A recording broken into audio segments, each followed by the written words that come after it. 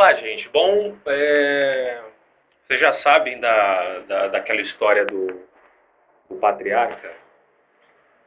Não, não.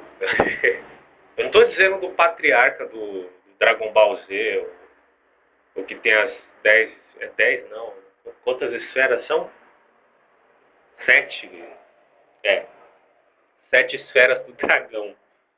Não, não é esse patriarca. É, porque ele invoca um dragão, pô. Não, não vamos exagerar. Não, não é isso. Eu estou dizendo aqui do patriarca. Não, não, eu também não estou falando do patriarca. Não, não estou falando do patriarca bíblico. Não é Abraão. Tampouco Isaac. Não, não, não é Jacó também. Não, eu estou falando aqui, na verdade, um patriarca contemporâneo. Exatamente. No Brasil, nós temos um patriarca. Uhum. Bom, até para que você entenda o que é um patriarca. O patriarca é, na verdade, um pai, né? Aquele que, talvez a gente possa definir como aquele que começa uma dinastia. Ele não é chinês, não, não é chinês.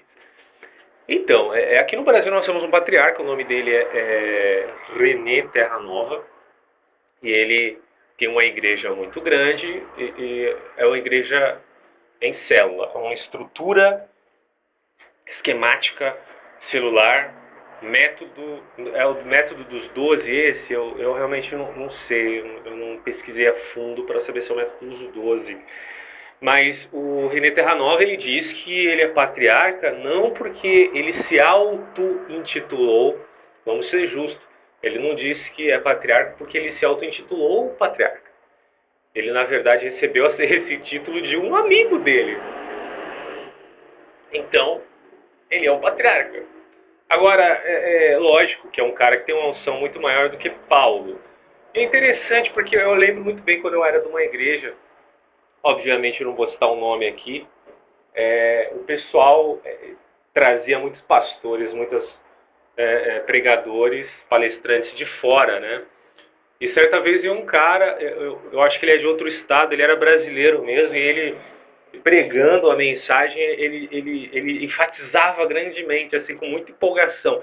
Nós teremos uma unção muito maior do que a de Paulo. E aí eu ficava assim, como, velho? Nós teremos uma unção maior do que Paulo. Que Paulo que ele está falando? Exatamente o que você está pensando. Ele estava falando do apóstolo Paulo, né? E aí eu ficava ouvindo aquilo e falei, que babaca, velho. Que cara idiota, cara. Aí, e assim, o pessoal que ouvia aquilo ficava maravilhado. Tanto que quando eu tava voltando com um amigo, né? Ele ficava dizendo, nossa, que palavra, né? Eu falei, Greg, que palavra, hein? Grande porcaria. E o cara ficava, não, por que porcaria? Nossa, o que tem? E se Deus quiser dar uma unção maior do que Paulo pra gente? Veja o estado das pessoas, né? Ele estava dizendo que ele estava convencido, aliás, pelo palestrante, de que ele realmente poderia ter uma unção, como se isso fosse uma questão assim de poder. Voltando aqui ao Dragon Ball Z, né? Ele tem 1 milhão de unção, ele tem 10 mil, né? E aí vai aumentando, né? Como é que é a energia? É Cosmo, né? Não, pô. Cosmo é outro desenho, cara. É Ki, exatamente. Ele aumentou o seu Ki. Agora ele não tem mais 10 mil, ele tem 20 mil de poder. Ah! Peguem lá os radares. Vamos ver quanto que ele tem de poder. Aí o cara coloca o óculos do radar e... Oh! Ele tem 20 mil, 30 mil, 50 mil. Oh! 100 mil. Oh! Ninguém é tão poderoso assim.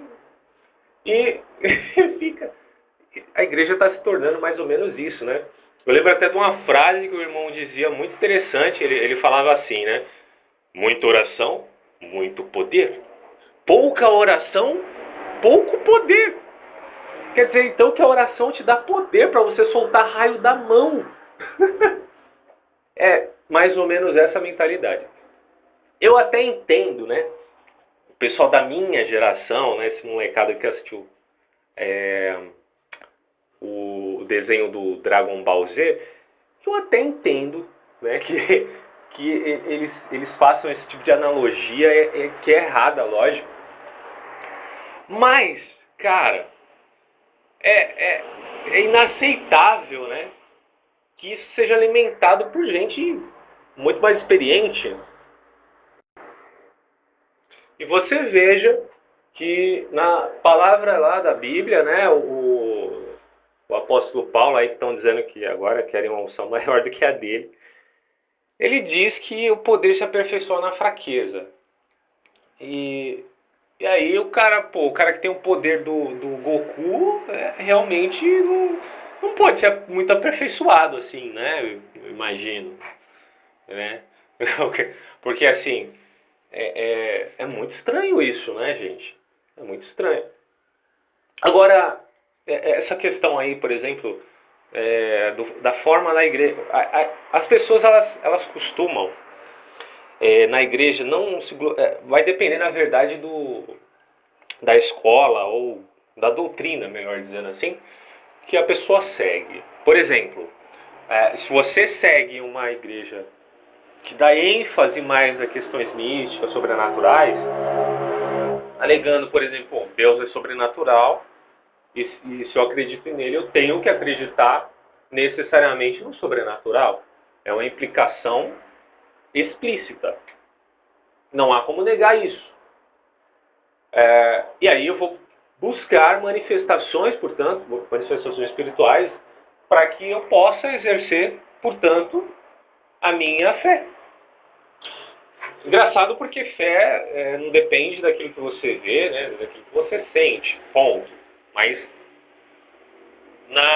principalmente nas igrejas é, é, muito voltados ao carisma, e aí eu não estou nem fazendo separação entre igreja católica, evangélica ou qualquer outra, tá? Porque a questão da busca do carisma vincula-se a várias igrejas. E aí, nesse sentido, a pessoa que busca isso com mais veemência acaba por achar que algumas manifestações que ela sente são realmente manifestações espirituais, né? Tanto do lado do mal, quando se combate o capeta, quanto do lado do bem, quando se recebe o fortalecimento de Deus. Até aí tudo bem, né? Agora, quando isso se torna algo que faz com que você se desvincule de uma verdade até, simples, né? De que o que vale é o seu nível de amor, né? E não o seu nível de...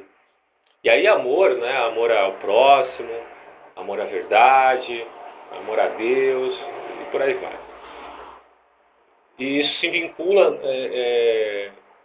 mas hoje, como eu disse, a questão é mais na busca da capacitação do poder. Isso é um contexto religioso. Eu falo daquilo que eu vi, não é teoria. Aquilo que eu vivenciei aí nesse contexto, né? Porque na verdade isso faz parte justamente da natureza humana, né? Por isso que eu disse que se o grupo específico de uma doutrina específica tem a tendência de enfatizar a questão do poder miraculoso do sobrenatural, é óbvio que tem outros grupos que enfatizam outras coisas.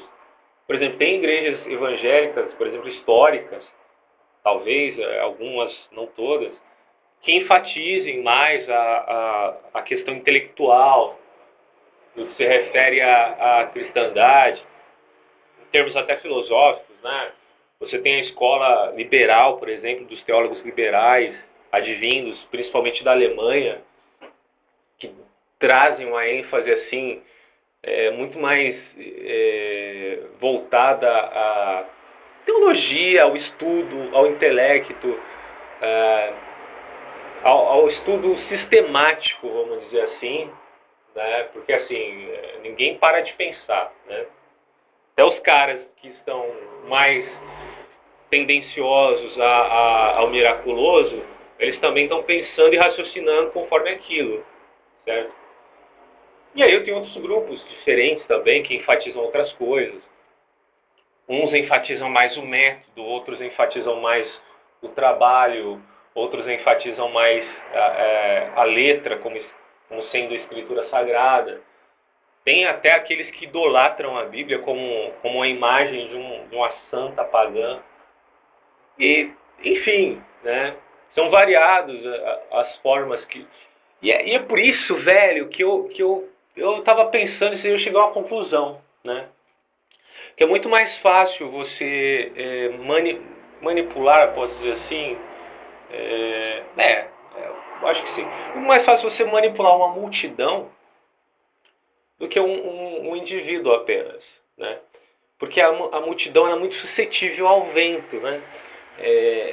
Soprou o vento, cara, a multidão é igual a vela de um barco, né? Vai e direciona o barco para onde quer, o vento. É claro que aí quem comanda a vela pode direcionar o barco, mas quando não tem comandante, o barco vai para onde quer. E a multidão é mais ou menos assim, né? Muito levada ao vento. E é lógico que a Bíblia diz que o vento sopra onde quer, mas ele está falando do vento de Deus, né? Não das potestades, cara. Por que eu falo isso? Porque a ênfase sempre em algo específico, de forma até compulsiva e obsessiva, é perigosa. E até para finalizar esse vídeo aí, eu me lembro de um caso quando,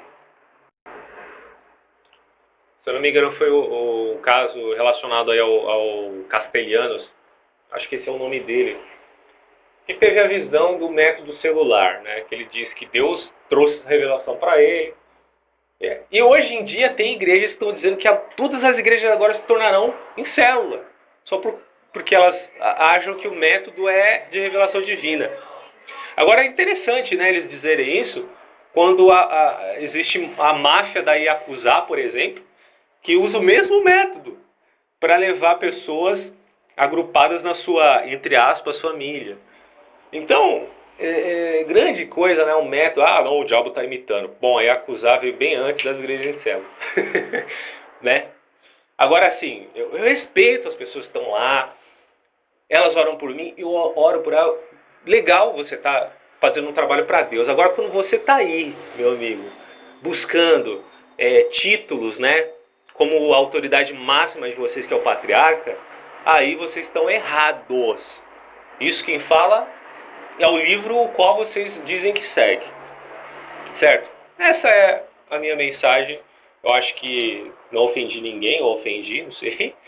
Mas tomem isso como uma reflexão apenas, para que você também pense nesse sentido. E não apenas na linearidade do seu grupo. Porque se você pensar na linearidade do seu grupo, seu pensamento unilateral vai te levar, sabe para onde? Para profanatismo. E eu acho que você não quer isso, você quer ter discernimento, né? Então, reflita aí comigo, grande abraço e até mais.